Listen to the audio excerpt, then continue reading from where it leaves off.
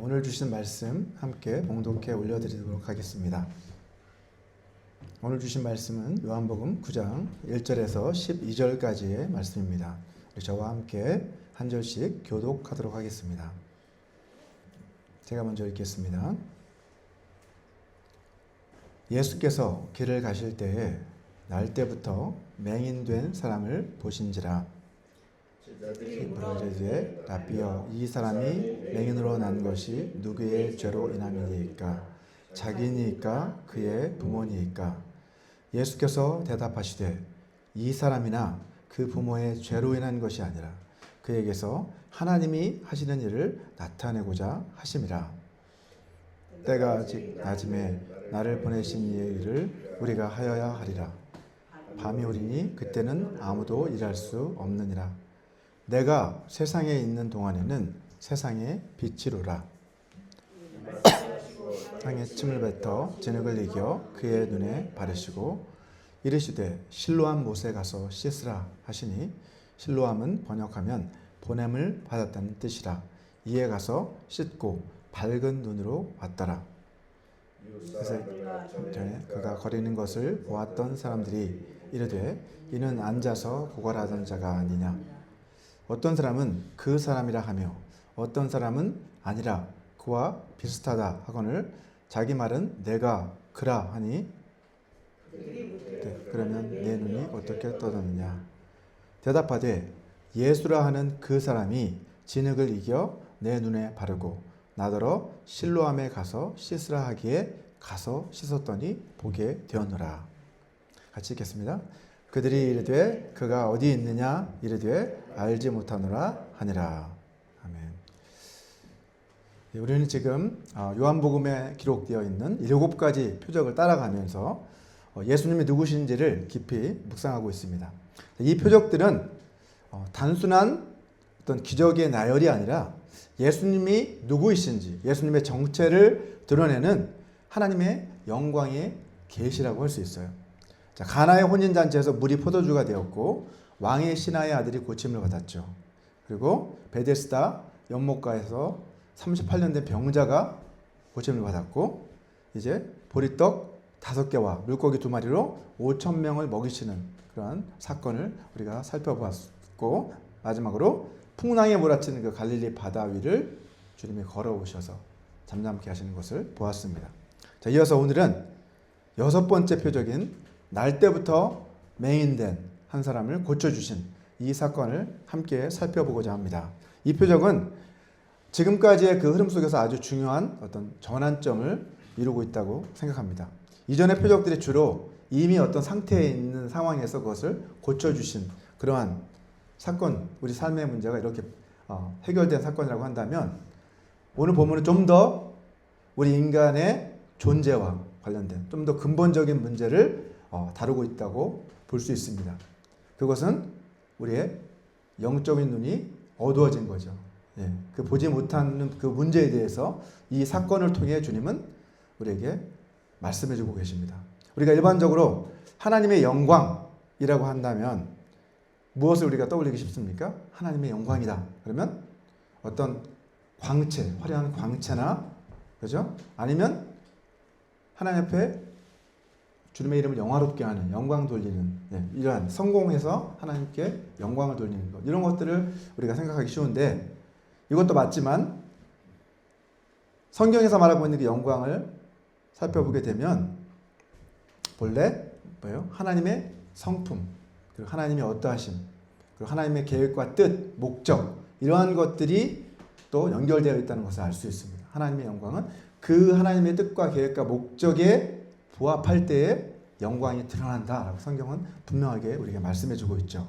오늘 본문은 우리가 삶의 그 현장, 그 고난의 현장, 특별히 태어날 때부터 어둠 속에 갇혀 있었던 한 사람, 그 사람의 아주 비참한 그 현실 가운데서 하나님의 영광이 어떻게 드러나게 되었는지를 오늘 사건은 우리에게 보여주고 있습니다.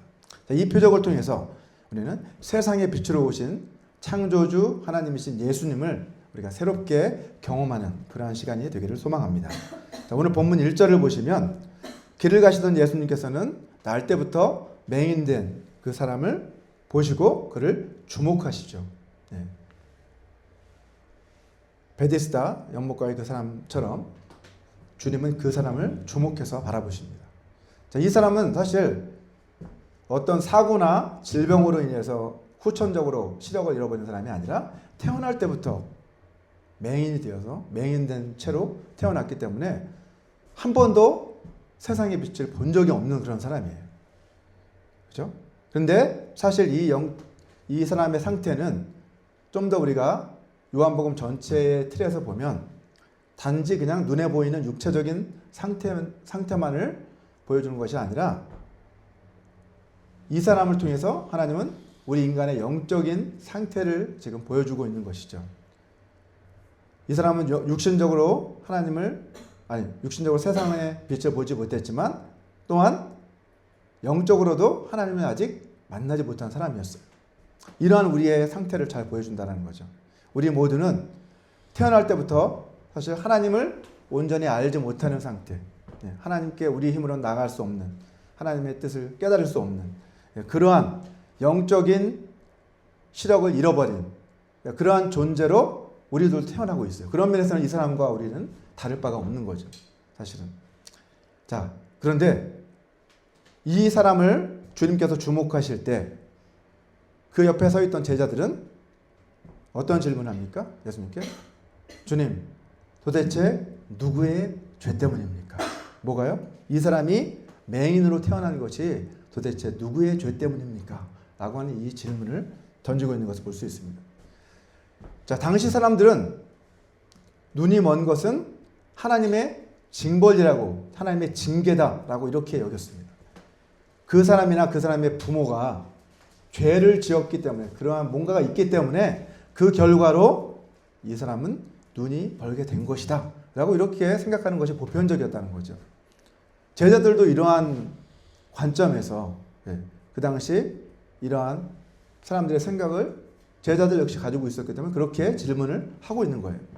자, 요한복음 9장 34절도 한번 보시면 제자들뿐만이 아니라 그 당시 엘리트였던 이 바리새인들 역시도 이 눈먼 사람에 대해서 뭐라고 이야기합니까? 3, 4절 보니까 그들이 대답하여 이르되 내가, 곧 이 눈먼 맹인이었던 그 사람 향해서 내가 온전히 죄 가운데서 나서 우리를 가르치느냐 하고 이에 쫓아내어 보내니라 라고 말씀하고 있어요. 이 사람을, 이 눈먼 사람을 뭐라고 생각했어요? 너는 이미 죄 가운데서 태어난 그런 존재야. 그런데 어떻게 우리를 가르치려고, 우리 거룩한 우리를 가르치려고 하냐? 이렇게 지금 이야기를 하고 있는 거죠. 이 당시는 눈먼 사람뿐만 아니라 모든 형태의 육체적인 장애를 가진 그런 장애를 가지고 태어난 사람들을 향해서 사람들은 죄인 취급을 했어요. 심지어 구약에 보면 어떻게 이야기하고 있어요? 율법에 보면 몸에 흠을 가진 그러한 사람들은 하나님을 섬길 수도 없고, 그죠? 하나님께 가까이 나아가지도 못한다라고 이렇게 기록하고 있을 정도입니다. 이것이 당시 유대인들이 가지고 있던 보편적인 생각이었어요. 한편으로 생각하면 고통, 어떤 우리의 질병이라든가 우리가 겪는 이러한 고난과 고통과 이런 것들이 다 어떤 이 사람의 죄나 그 조상의 죄나 뭔가 이런 것들 때문에 겪게 되는 거다라는 그런 생각이 있다는 거죠. 자, 그래서 이 눈먼 사람은 단순히 불쌍한 존재가 아니라 사회적으로 봤을 때는 뭐예요? 죄인이다. 이렇게 그냥 낙인 찍혀버린 사람이었던 거예요. 사회적으로도 그렇게 배제가 되고 어쩌면 종교적으로도 완전히 외면된, 나아갈 수조차 없는 하나님께 그러한 상태에 있던 사람들이었습니다. 이러한 자신의 처지를 그 누구보다도 누가 잘 알았을까요? 이 맹인 자신이 잘 알고 있었을 것 같아요. 나는 그렇게 눈먼 상태로 구걸하며 살아갈 수밖에 없는, 사람들로부터 그런 죄인 취급을 받으며 살아갈 수밖에 없는 존재구나 라는 것을 그 자신도 잘 알고 있었을 것입니다. 자, 그런데 이러한 상황에서 제자들이 기대했던 그 답이 아니라 예수님은 전혀 다른 대답을 해주시죠. 본문 3절을 보면 예수께서 대답하시되 이 사람이나 그 부모의 죄로 인한 것이 아니라 그에게서 하나님이 하시는 일을 나타내고자 하심이라 라고 이렇게 말씀하십니다. 저희 가정도 사실 비슷한 일을 겪었어요. 저희가 한국에서 어느 교회를 섬기고 있었는데 우리 정영이가 태어났잖아요. 그것도 선천성 심장병을 가지고 그 전에는 전혀 그런 것을 알 수 없다가 이제 출산하는 그 과정에서 얘가 선천성 심장병으로 태어났다는 것을 알게 된 거잖아요. 그런데 그것을 알고 이제 병원으로 신방을 온 나중에 저희 정영이가 죽을 고비를 다 넘기고 심장수를 받고 태어난 지 며칠 만에 심장수를 다 받고 그리고 병원에 있는데 교회 분들이 찾아오셨어요. 찾아오셔서 하는 말씀이 직접적으로 막 여기 같이 죄인인 내가 어떻게 이렇게는 하지는 않았지만 혹시 이러이러한 자매님 이러이러한 혹시 하나님 앞에 뭔가 잘못한 일이 없느냐라는 뉘앙스로 그렇게 본인을 위로한다고 했는지 아니면 권면한다고 생각했는지 모르겠지만 그렇게 어려운 일을 겪고 있는 사람에게 다가와서 한다는 말이 그런 말을 딱 던지는데 그게 지금까지 너무나 큰 상처가 되었어요. 저희들한테. 제가 그때 깨달은 게 뭔지 아세요? 제가 정말 하나님을 그때는 저도 그렇고 제 아내도 엄청 열심히 가장 어떻게 보면 제 청년회 때에 온 힘을 다해 그렇게 하나님을 섬기고 있었을 텐데 그런 일을 탁 듣고 나니까 이게 뭐지? 내가 섬기고 있는 그 하나님이 그런 하나님인가? 라고 이런 생각이 들더라고요.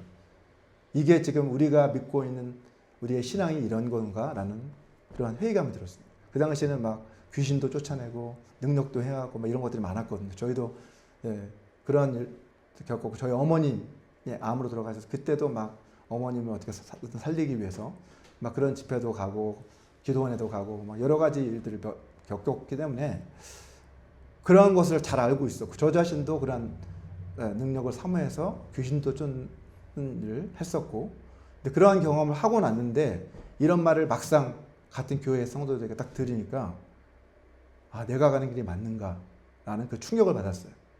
과연 하나님은 이런 분이신가? 그래서 그때부터 저는 성경을 다르게 보기 시작했습니다. 그 전에는 신본주의로 성경을 봐야 됩니다. 하나님의 관점에서 맞습니다. 근데 과연 그 신본주의가 무엇인가?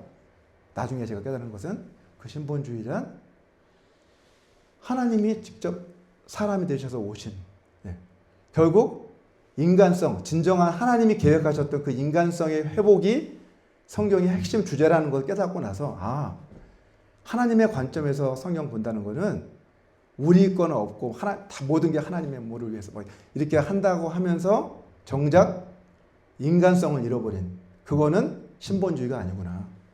진정한 신본주의는 참 인간 되심을 회복하기 위해서 예수님이 우리 가운데 오신 거구나.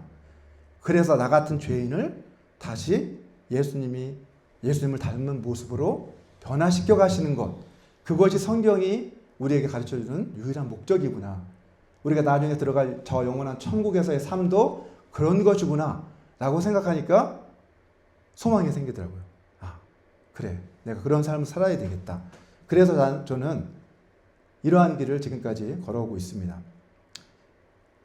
이 맹인을 고친 이 사건을 보면 많은 사람들은 그냥 눈먼 사람을 고친 그 사건으로 볼 수도 있지만 사실 이 맹인을 고친 이 사건은 어떻게 보면 하나님이 우리 인간을 어떠한 과정을 통해서 변화시켜 가시려고 하는지를 분명하게 보여주는 사건이 저는 이 사건이라고 생각을 합니다. 자, 하나님의 일을 나타내고자 합니다라는 답을 주셨잖아요. 죄 때문이 아니다. 사실은 이 본인이나 그 부모의 죄가 아니에요. 근데 많은 우리나라 사람들도 그렇고 유대인들도 마찬가지고 많은 사람들이 그렇게 생각하기 쉽잖아요. 가게에 흐르는 저주를 끊어라. 이런 책들도 있었잖아요. 근데 사실은 엄밀히 놓고 보면 그건 잘못된 거예요. 왜요? 어느 특정한 이 사람의 잘못을 놓고 하나님은 그걸 가지고 막 이 사람을 치시고 막 이렇게 하시는 분은 아니에요. 근데 더 궁극적으로 이렇게 거슬러 올라가 보면 뭐가 나오는 거예요? 아담의 범죄가 나오잖아요. 결국 인간의 타락으로 인해서 이 모든 저주와 고통과 질병을 겪고 있는 것이다. 이것은 맞다라는 거죠. 그 저주를 우리는 끊어내야 되는 거죠. 오직 예수 그리스도의 은혜로 말미암아, 십자가의 은혜로 말미암아 그 저주는 끊어낼 수가 있다는 것이죠. 그래서 오늘 본문의 이 사건도 우리는 우리의 관점을 바꿔야 된다는 거예요. 아, 이거 누구의 죄 때문이지? 내가 뭐 잘못했나? 이게 아니라 어떤 일을 당할 때 우리 그렇게 생각하기 쉽잖아요. 하나님, 뭐 잘못된 불행한 일이 생기면 아, 내가 혹시 뭐 잘못했나? 물론 그거는 우리가 인간으로서 하나님 앞에 겸손하게 혹시 내가 하나님 앞에 죄를 지은 것이 있는가, 잘못된 것이 있는가 돌아보는 것은 당연한 겁니다. 그죠? 하지만 자꾸 그것에 매여서 스스로를 정죄하고 죄책감을 가지고 이렇게 하지 말라는 것을 오늘 본문은 우리에게 분명하게 보여주는 거예요. 사실 이 질병을 통해서 하나님이 뭐라고 말씀하셨어요? 이 일을 통해 하나님이 하시는 일을 나타내고자 지금 이 기적을 행한다라고 말씀하고 계신 거예요. 우리는 이런 의문을 가질 수 있겠죠. 아니 도대체 하나님의 하시는 일을 드러내는 일도 여러 가지인데 하필이면 왜 나를 아무 죄도 없는 이 사람의 눈을 멀게 하셔서 그렇게 태어나게 하셔서 이 사람이 그런 고통을 겪고 난 뒤에 그를 통해서 왜 하나님의 일을 나타내시고 하는가. 그냥 그러지 않으셔도 되지 않아요. 그죠? 꼭 눈멀 필요가 없는데 이렇게 생각할 수도 있어요. 왜 나한테 하필이면 나에게 이렇게 생각할 수도 있지 않습니까? 나는 그 많은 사람 중에 운이 없어서 그 사람으로 선택받아 맹인으로 태어나 그렇게 하나님의 영광을 위해 쓰임받는 그러한 도구로 어떻게 보면 부정적으로 얘기하면 희생양이 아닌가 이렇게 생각할 수도 있다는 거죠. 하지만 그것은 오해라는 겁니다. 이 사람은 어떻게 보면 그 누구보다도 복된 사람인 거죠. 그죠? 육신의 눈을 멀어 어려운 고난의 삶을 살았지만 예수님을 만나서 영적인 눈까지 뜨게 되었잖아요. 자, 오늘 본문에 보면 이 사람이 눈먼 사람으로 태어난 것이 하나님이 하시는 일을 그에게 나타내기 위해서라고 했는데, 자, NIV 애플리케이션 주석을 제가 이렇게 보면서 아, 이거 참 여기서 보면 이렇게 주석을 통해서 해석을 해놨는데 우리가 읽는 그 성경을 해석을 했는데 똑같이 해석을 했는데 좀 다른 관점에서 이렇게 해석을 했습니다.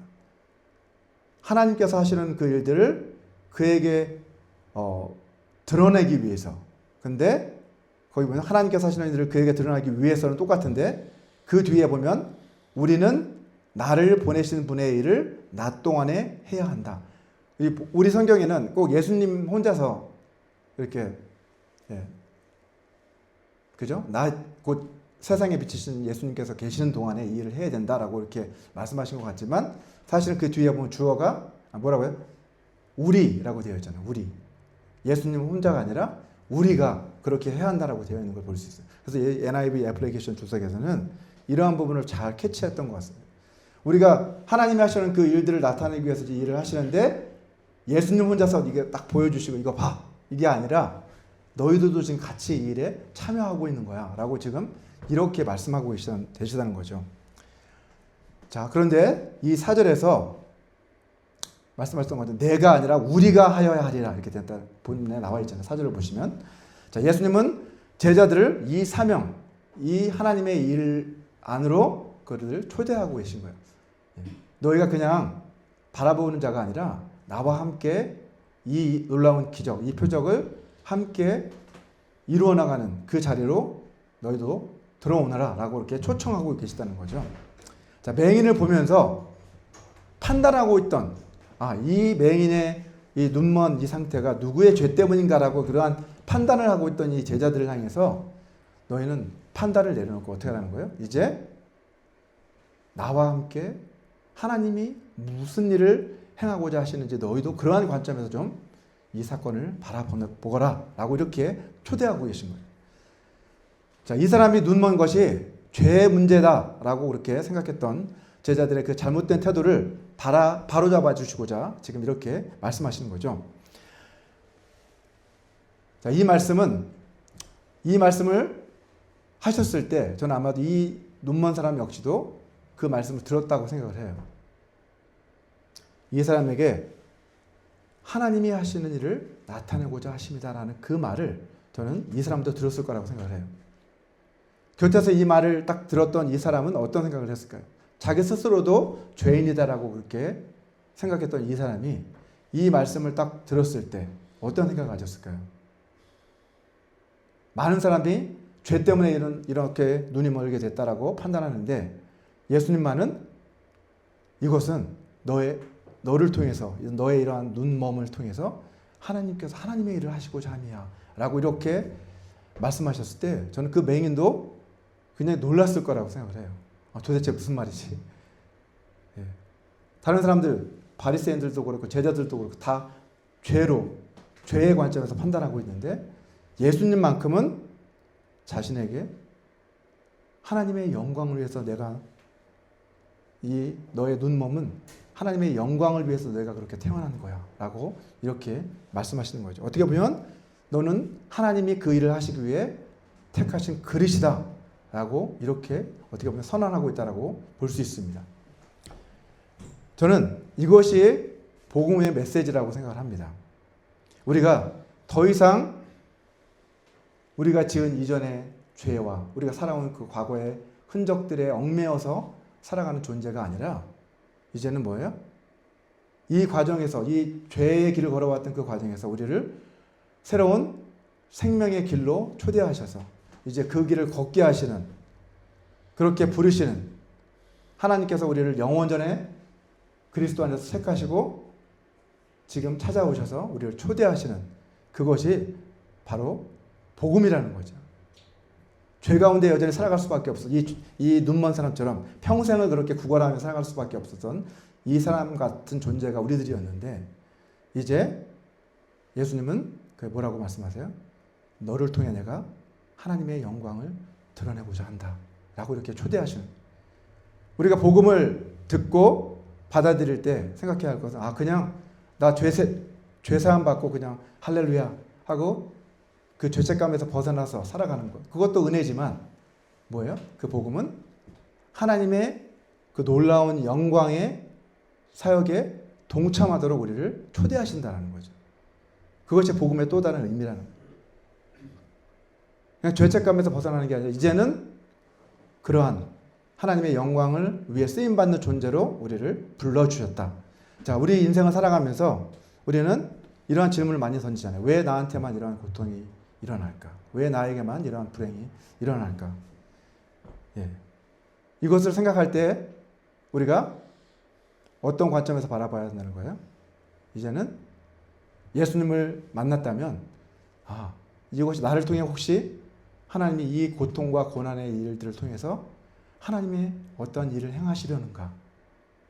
이 일을 통해 하나님이 어떻게 영광을 나타내실까? 라고 이렇게 우리의 관점을 바꿔야 한다는 거죠. 예수님은 내가 세상에 있는 동안에는 세상의 빛이다 라고 말씀하십니다. 세상의 빛으로 우리 가운데 오신 분이시죠. 예수님은. 그런데 그 예수님께서 하신 일은 뭐예요? 오늘 본문에서 이 눈먼 사람을 어떻게 고치시죠? 먼저 침을 뱉으세요. 예. 침을 뱉어서 진흙을 이겨 그 맹인의 눈에 바르신 뒤에 내가 저 실로암이라고 하는 못에 가서 씻어라 라고 이렇게 말씀을 하시죠. 여러분도 아마 이 말씀들을 많이 읽어보셨을 텐데 이 말씀을 읽으면서 의문을 가져보시지 않으셨습니까? 왜 도대체 예수님은 우리가 생각하기에 더럽게 하필이면 침을 뱉어서 우리가 침 하면 더럽잖아요. 특히 자기 침 모르겠지만 상대방이 침을 뱉어서 진흙을 막 거기다 이겨 그것도 진흙을 이겨서 이렇게 눈에 딱 바르는데 이렇게 생각만 해도 사실 뭔가 좀 어때요? 불편하잖아요. 그죠? 난 아무리 예수님이 보이지 않았겠죠. 물론 이 사람 보이는 게 없으니까 누군지도 모르겠고 그런 분이 한 분 나타나셔서 갑자기 침을 뱉어서 진흙을 이겨서 눈에 바르고 실로암에 가서 씻어라 라고 이렇게 말씀하시는데 여러분 같았으면 어땠을 것 같아요? 그렇게 순종할 수 있었을까요? 모르겠습니다. 네, 각 사람마다 다르겠죠. 근데 어쨌든 이 하나님께서 왜 이런 일을 하셨을까라고 저도 궁금했는데 이러한 생각을 한번 해봤어요. 왜 진흙을 하필이면 침에다 이겨서 바르셨을까? 저는 이것이 우리 성경 전체를 통해서 봤을 때 아까 처음에 서두에 말씀드렸던 것처럼 우리 인간성의 회복이라는 관점에서 좀 바라봤으면 좋겠다라고 생각했습니다. 이 흙이라고 하는 건 뭐예요? 결국 우리 인간이잖아요, 사실은. 우리 흙에서 우리를 창조하셨잖아요. 아담을 지으실 때 흙으로 사람을 빚어서 창조하신 거죠. 근데 이 사람 태어날 때부터 이미 맹인으로 태어났어요. 아직 완성이 되지 않은 거죠, 어떻게 보면. 그렇죠? 시력이 없이 태어났으니까. 근데 예수님께서 지금 처음에 창세기 1장에 나와 있던 것처럼 친히 그 흙으로 어떻게 하시는 거예요? 그 사람의 눈의 시력을 회복하시는 어떤 것은 상징적인 의미가 있다고 저는 생각을 합니다. 의도적으로 이 진흙이라고 하는 것을 말한 것은 사실 이 사람의 회복, 이 회복은 단순히 육신의 눈에 떠지는 이러한 기적이 아니라 어떻게 보면 더 뒤에 우리 요한복음 쭉 읽어보시면 아시겠지만 눈이 멀어있는 영적인 눈이 멀어버린 죄로 말미암아 하나님의 그 영광을 보지 못하는 더 이상 보지 못하는 그러한 우리 인간의 상태를 어떻게 보면 이 사람이 상징적으로 우리에게 보여주고 있는 거예요. 이 사람은 우리의 모습이죠. 사실은 아담의 모습. 더 이상 하나님의 영광에 가까이 다가갈 수 없는. 자, 그런데 예수님께서 친히 진흙을 이겨 그 눈에 발라주심으로 어떻게 해요? 이제 이 사람은 눈을 뜨게 되잖아요. 이제는 예수님께서 오셔서 우리를 회복시켜 주신다는 거예요. 어떻게 해요? 영적인 눈이 멀어있는 우리들을 다시 눈 뜨도록 그렇게 해주시겠다라고 오늘 본문은 우리에게 가르쳐주고 있다고 저는 생각합니다. 실로암이라고 하는 건 사실은 어떤 의미예요? 여기 해석을 해주고 있죠. 보내심을 받았다라고 하는 뜻이다라고 이렇게 친절하게 설명을 해주고 있습니다. 왜 이런 설명을 해주고 있을까요, 요한이? 실로암에 대해서. 우리도 실로암이라는 찬양도 했는데 왜 보냄을 받았다라고 하는 하필이면 그 못에 가서 씻으라고 했을까요? 가까이 있었기 때문이기도 하겠지만 이 일을 위해서 저는 하나님께서 영원 전부터 이미 계획을 해놓으셨다고 생각을 합니다. 예수님 자신도 세상으로 보내심을 받으신 분이잖아요. 그리고 이 사람 이제 보지 못하는 육신의 눈뿐만 아니라 영적으로도 보지 못하는 이 사람에게 진흙을 바르시고 가서 씻으라 하시는 것은 보내시는 것은 결국 우리들도 그와 같이 다시 세상으로 요한복음에서 말하잖아요. 이제 내가 너희를 제자들을 향해서 내가 너희를 세상 가운데 보내노라 라고 말씀하시잖아요. 요한복음 뒤편을 읽어보시면 아시겠지만 그와 마찬가지로 어떻게 보면 이 맹인의 이 사건을 통해서 예수님은 제자들에게 미리 내가 너희를 영적인 눈을 뜨게 해서 세상 가운데로 보내겠다라고 하는 것을 보여주고 있다라고 볼 수 있습니다. 자, 아버지께 보냄을 받은 예수님 안에서 이제 그분의 말씀에 순종해서 갈 때 어떻게 되는 거예요? 영적인 눈이 떠진다는 것을 이 사건은 우리에게 분명하게 가르쳐주고 있습니다. 이 사람은 순종했어요. 어떻게 됐든지, 그죠? 순종해서 전에 38년 된 그 베데스다 연못가의 그 사람과는 달리 어떻게 합니까? 똑같이 예수님께 능력의 체험을 했지만 한 사람은 예수님을 온전히 시인하지 못했고 지금 오늘 본문의 이 사람은 어때요? 담대하게 자신이 어떻게 될지를 아는데도 불구하고 어떻게 돼요? 그는 예수님에 대해서 시인하고 있는 것을 확인할 수가 있습니다. 자, 우리가 믿음은 하나님의 말씀을 우리가 잘 이해하고 깨달아서 거기서 그치는 것이 아니라 더 나아가서 깨달은 상태에서 한 걸음 더 나아가 그 깨달은 말씀을 삶으로 옮겨내는 것. 그것이 바로 하나님이 요구하시는 진정한 믿음이라는 것을 이 사건을 통해서 알 수 있습니다. 하나님의 말씀에 순종할 때 기적을 체험할 수 있고 그 기적을 체험하고 나서 이 사람은 자신이 이 사회에서 유대 사회에서 또다시 매장될 수 있는데도 불구하고 사람들에게 핍박을 당할 수도 있는데도 불구하고 예수님에 대해서 떳떳이 증거하는 것을 볼 수가 있습니다. 자신의 부모조차도 걔가 다 컸으니 걔가 알아서 할 거야. 그 사람은 내 아들한테 가서 들어. 이렇게 자신의 책임을 떠넘기는 그 부모도 있는데 이 사람 자신은 어떻게 해요? 내가 경험한 그분, 나의 눈을 뜨게 하신 그분이 바로 오직 하나님만이 하실 수 있는, 창세로부터 사람이 눈을 뜬 적이 없는 것을 나도 아는데 왜 너희들은 모르느냐라고 바리새인들에게 오히려 호통을 치는 그러한 담대함을 이 사람에게 갖게 하셨다고 저는 생각을 합니다. 여러분 가운데도 혹시 전에도 말씀드렸지만 우리가 이해되지 않는 그러한 고통과 어려운 상황 가운데 우리가 혹시 있다라고 한다면 오늘 말씀처럼 사실 내가 이 상황을 다 이해하기 때문에 하나님께서 왜 이러한 상황을 허락하셨는지 이것을 이해해서가 아니라 하나님은 나를 사랑하시고 모든 것을 합력해서 선을 이루시는 분이시고 나에게 가장 좋은 길로 나를 인도하시는 분이시다는 것을 우리가 믿기 때문에 그 믿음을 가지고 순종할 때 이 맹인과 같이 어떻게 될 수 있는 거예요? 우리도 하나님의 놀라운 그 일에 참여할 수 있게 되는 거고 그를 통해 더욱 담대함을 가질 수 있다는 것을 배울 수 있습니다. 자, 이 사람이 눈을 뜨고 난 뒤에 벌어지는 장면도 보면 그 주변의 사람들이 어떤 반응을 보입니까? 그 주변 사람들, 그 이웃 사람들도 그렇고 전에 그 사람이 거린으로서 이렇게 구걸하고 있는 모습을 봤던 사람들, 매번 지나가면서 봤던 그 사람들이 어떤 반응을 보이죠? 8절에 보면 8절과 9절을 보시면 어떤 사람은 그 사람이다 라고 이렇게 말하기도 하고 어떤 사람은 아니다, 그와 비슷하다 라고 이렇게 말하기도 하고 이런 반응을 보여요. 이게 어떤 반응이에요? 분명 이 사람이 지금 구걸을 하고 있는 중에 아마 예수님 만났을 것 같은데, 그죠? 그곳 그대로 눈먼 상태에서 예수님 만나서 눈을 떴는데 분명 겉모습은 구걸하던 그 사람이 맞는데 뭐가 달라진 거예요? 눈을 뜨고 있는 거죠. 그죠? 그러니까 그 사람이 맞아, 아니야, 막 이런 논쟁이 사람들 사이에 벌어지는 거예요. 근데 그 논쟁에서 이 본인은 뭐라고 얘기합니까? 내가 맞아 라고 이렇게 구절에서 이야기하는 것을 볼 수 있습니다. 이게 아무것도 아닌 것 같지만 저는 이 사람은 이 일을 통해서 지금 하나님의 일을 지금 참여하고 있는 거예요. 그렇잖아요.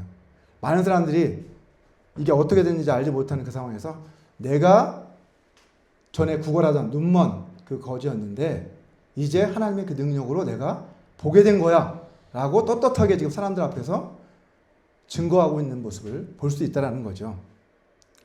이 사람의 삶이 이제는 완전히 바뀌었어요. 더 이상 길가에 앉아서 구걸하는 사람이 아닌 거죠. 이제는 사람들에게 자신이 누구인지를 떳떳하게 이야기하면서 이제는 눈을 떠서 그 사람들의 눈을 똑바로 바라보면서 어떻게 해요? 내가 그다 라고 이렇게 이야기할 수 있는 사람으로 변화된 것을 볼 수 있습니다. 단순히 입술로만 증거하는 사람이 아니라 이 사람은 그 당시 바리새인들이 막 위협하는데도 불구하고 내가 맞아, 그리고 내가 만난 사람이 예수님 맞아, 그리고 그분이 나를 이렇게 고쳐주셨어라고 그렇게 자신의 믿음을 시인하는 것을 우리는 확인할 수가 있습니다. 이것이 바로 오늘 본문이 우리에게 가르쳐주는 저는 메시지라고 저는 생각을 합니다. 자, 6번째 이 표적이 우리에게 가르쳐주는 것은 이사야서 43장 7절 말씀이 우리에게 잘 가르쳐주고 있다고 저는 생각하는데요. 같이 한번 말씀을 읽어보도록 하겠습니다. 이사야서 43장 7절 말씀 읽겠습니다. 시작. 내 이름으로 불려지는 모든 자 곧 내가 내 영광을 위하여 창조한 자를 오게 하라. 그를 내가 지었고 그를 내가 만들었느니라. 아멘. 하나님이 창조하신 모든 자, 모든 사람, 이 사람은 눈먼 사람으로 태어났든 다리를 저는 사람으로 태어났든 어떠한 질병을 가지고 태어났든 간에 또 지금 어떤 삶을 살아가고 어떤 신분으로 살아가고 있든지 간에 어떻다는 거예요? 무엇을 위해 창조했다는 거예요? 하나님의 영광을 위해 창조된 사람들이라는 거죠. 그들을 내게 오게 하라 라고 주님은 이렇게 말씀하십니다. 우리 모두가 하나님의 영광을 위해 창조된 자라는 것을 오늘 본문은 분명하게 가르쳐주고 있어요. 이 사람도 그 연약함을 통해서 하나님의 영광을 드러냅니다. 하물며 우리들이겠습니까, 여러분? 우리가 하나님이 우리에게 주신 달란트, 지혜와 지식과 능력들을 생각해 보면 우리는 얼마든지 이것을 가지고 하나님 앞에 영광 돌리는 삶을 살 수 있다는 것입니다. 내가 서 있는 그 자리, 우리가 처한 그 자리에서 하나님이 기뻐하시는 삶이 무엇인지를 깨달았다면 그 삶을 실천해 나가는 것. 한 번에 할 수는 없겠죠. 그렇잖아요. 우리가 성경을 읽고 묵상하고 하나님의 뜻을 깨닫지만 다 실천할 수 없습니다. 또 넘어집니다. 하지만 하나님이 원하시는 것은 그 깨닫는 것을 너의 삶에 실천해 나가기를 주님은 우리에게 원하신다는 거예요. 여러분, 우리는 한때 영적으로 이 메인처럼 영적으로 우리들도 하나님을 보지 못하던 그러한 사람들이었습니다. 하나님을 우리가 알지 못했고 진리도 깨닫지 못했고 하나님의 은혜가 무엇인지를 알지도 못했던 우리들을 주님이 찾아오셨어요. 이 사람을 찾아오셨던 거죠. 저희들도 만나 주셨지 않습니까? 그리고 우리의 영적인 눈을 열어 주셨습니다. 이제 우리에게도 하나님 말씀하십니다.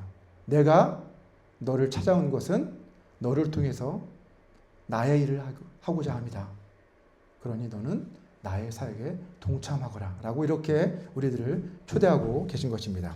저 여러분 모두가 이러한 하나님의 초대에 응답해서 이제 하나님의 말씀에 날마다 순종하며 그 순종하는 삶을 통해서 하나님 앞에 영광 돌리는 그러한 삶을 살아가게 되시기를 주님의 이름으로 축원합니다.